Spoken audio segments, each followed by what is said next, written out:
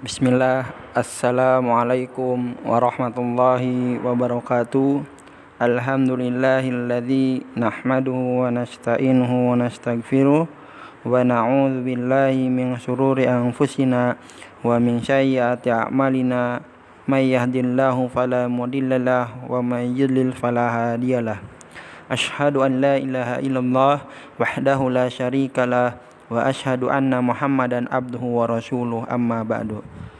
Baik, pertama-tama siswa dan siswi SD Alia kelas 5, kita panjatkan salawat serta salam kita kepada Nabi kita Nabi Muhammad sallallahu alaihi wasallam yang telah menyampaikan ajarannya sampai kepada kita, dan kita mengikuti ajarannya sampai hari kiamat kelak.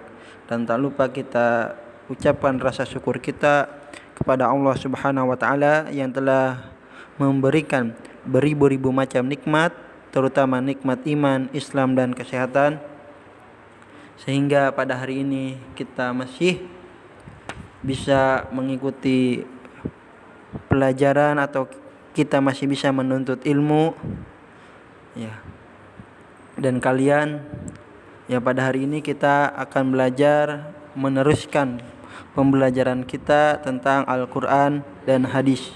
Dan yang akan kita bahas yaitu tentang hafalan surat Al-Infitor ayat 13 sampai 19, ya, atau yang akan kita bahas juga tentang kandungan surat yang ada atau yang terdapat di dalam ayat 13 sampai 19 yang melanjutkan pertemuan yang sebelumnya, yang dimana di pertemuan sebelumnya Pak Abdul Razak atau biasa dipanggil atau Pak Abdul Razak yang membahas tentang dari ayat pertama sampai ayat ke-12. Nah, di sini Bapak akan menyampaikan atau melanjutkan ayat 13 sampai terakhir, itu sampai 19.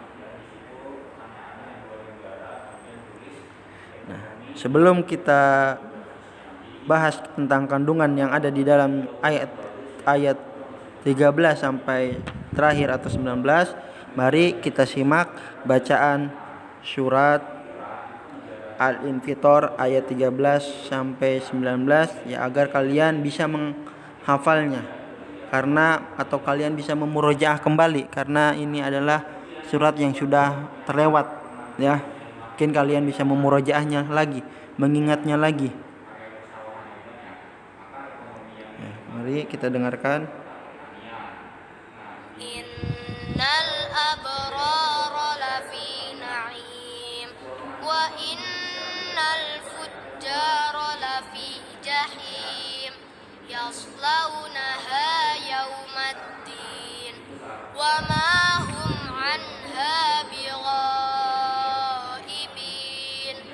wa ma adraka ma yaumuddin thumma ma adraka ma yaumuddin yauma la tamliku nafsun li nafsin syai'a wal amru yauma idzin lillah. Baik, taib. Nah, itulah, ya, kita sudah menyimak bacaan dari surat Al-Infitor ayat 13 sampai 19. Ya, mari kita akan lanjutkan tentang tafsirnya sedikit, ya, atau kandungan yang ada di dalam surat Al-Infitor ayat 13 sampai 19. Nah, sebelum kita menyebutkan tentang kandungan ayat per ayat, Bapak akan mengingatkan kembali, ya, bahwa di pertemuan pertama sudah dijelaskan bahwa surat Al-Infitor, ya, Bapak ingatkan kembali, ya, biar tidak lupa. Surat Al-Infitor merupakan surat yang ke-82 dan terdiri dari 19 ayat, dan surat ini memiliki arti, ya, Al-Infitor artinya terbelah.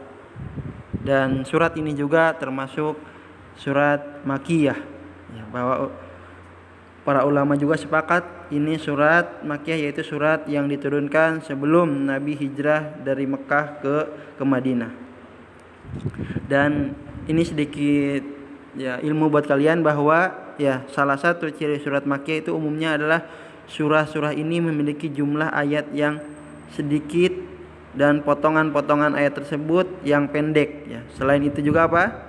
Topik yang diangkat dalam surat-surat Makkiyah kebanyakan tentang hari kiamat dan iman kepada Rasul. Kenapa? Karena yang menjadi sasaran dakwah saat itu adalah orang-orang musyrikin Arab di Mekah yang mengingkari adanya hari kiamat dan mendustakan Rasulnya.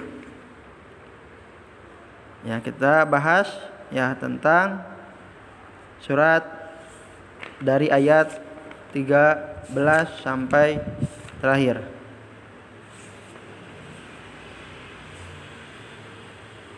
Dan ya perhatikan ya kata al-infitor, ya Bapak lupa tulis ya kata al-infitor sendiri artinya tadi ya terbelah, atau kata al-infitor bisa diambil ya kata al-infitor diambil dari kata ungfatorot ya idas sama ungfatorot ya, yang terdapat pada ayat pertama. Jadi kata yang menunjukkan penamaan surat ini yaitu dari terdapat pada ayat yang pertama yaitu ungfatorot. Nah, lanjut ya, ini lihat innal abrara lafi naim. Ya, artinya apa? Sesungguhnya orang yang banyak berbakti benar-benar berada dalam surga yang penuh kenikmatan. Nah, penjelasan ayatnya maksudnya apa? Yaitu setelah menyebutkan beberapa perkara hari kiamat yang mungkin dari ayat 1 sampai ayat 12, keadaan manusia yang terperdaya ya, dan kehadiran malaikat pencatat amal ya, yang terdapat di ayat sebelumnya. Ya, Allah Subhanahu wa taala kemudian menyebutkan keadaan akhir orang baik dan orang jahat. Ya, yang dimana orang-orang baik akan mendapatkan yang baik pula ya balasannya, sedangkan orang-orang jahat ya dia akan mendapatkan yang jahat pula atau akan mendapatkan balasan yang setimpal pula. Itu maksudnya. Selanjutnya wa innal fujjara lafi jahim. Ya. Dan sesungguhnya orang-orang yang durhaka benar-benar berada di dalam neraka.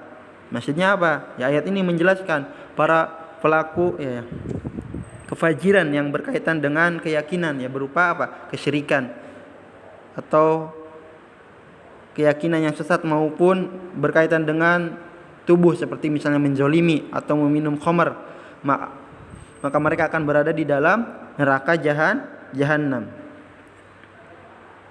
Lanjut, yaslaunaha yaumaddin ya wa ma hum anha bighaibin ya, mereka masuk ke dalamnya pada hari pembalasan dan mereka sekali tidak dapat keluar dari neraka itu. Maksudnya apa?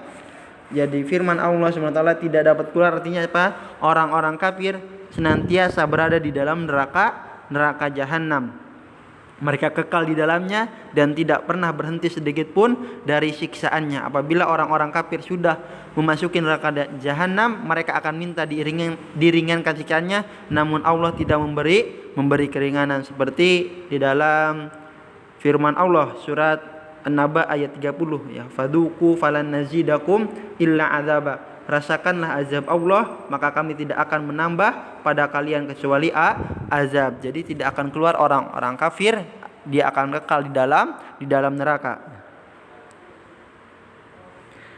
Dan ayat ini juga sangat ditakuti ya para penghuni neraka jahanam. Mereka tidak diazab dengan satu jenis azab, tetapi apa? Bermacam-macam azab. Ya, inilah maksud dari penjelasan ayat tersebut.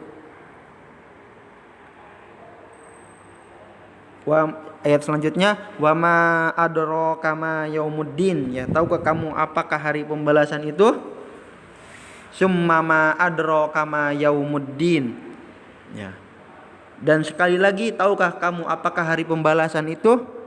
Ya, ini penjelasannya maksudnya apa? Allah SWT mengulang pertanyaan ini untuk menunjukkan kedahsyatannya hari kiamat seperti di dalam ya surat Al-Qari'ah ya. Allah Subhanahu wa taala juga Al-qari'ah mal qari'ah wa ma adraka mal qari'ah. Dan ayat ini juga Pak menceritakan tentang hari pembalasan, yaitu hari ketika setiap perbuatan kita akan mendapatkan balasan sekecil apapun. Dan yang terakhir, yauma la tamliku nafsul li nafsin syai'a wal amru yauma idzil lillah. Ya, yaitu hari ketika seorang tidak berdaya sedikit pun untuk menolong orang lain dan segala urusan pada hari itu dalam kekuasaan Allah. Maksudnya apa penjelasannya? Yaitu Allah Subhanahu wa taala ya menutup surat Al-Infitor dengan menjelaskan hari pembalasan, yaitu hari ketika seseorang sama sekali tidak berdaya sedikit pun untuk menolong orang lain dan segala urusan pada hari itu dalam kekuasaan Allah, yaitu pada hari pembalasan setiap orang akan sibuk dengan dirinya masing-masing. Jadi tidak mempedulikan orang lain atau bahkan itu keluarganya sendiri atau kerabatnya sendiri. Itu maksud dari penjelasan ayat yang terakhir ini. Mungkin ya sedikit ini yang bisa Bapak sampaikan tentang kandungan atau tafsir surat Al-Infitor dari ayat 13 sampai 19. Ya, semoga bermanfaat buat kalian sehingga menambah ilmu kalian. Ya, bisa kalian lihat juga di buku di halaman ya tentang hafalan surat Al-Infitor halaman 5. Ya sedikit ini ada tambahannya juga ya penjelasannya, karena di buku cuma sedikit penjelasannya. Ya kalian bisa paham dari video pembelajaran ini dan video pembelajaran sebelumnya tentang tafsir atau makna kandungan surat Al-Infitor. Ya bisa kalian ulang lagi di video pembelajaran yang pertama, kemudian dilanjut dengan video yang ini. Mungkin itu yang bisa Bapak sampaikan, dan ada tugas buat kalian.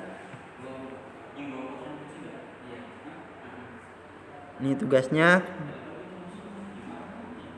kerjakan evaluasi halaman 6 di buku paket kalian bagian 1 dan 2.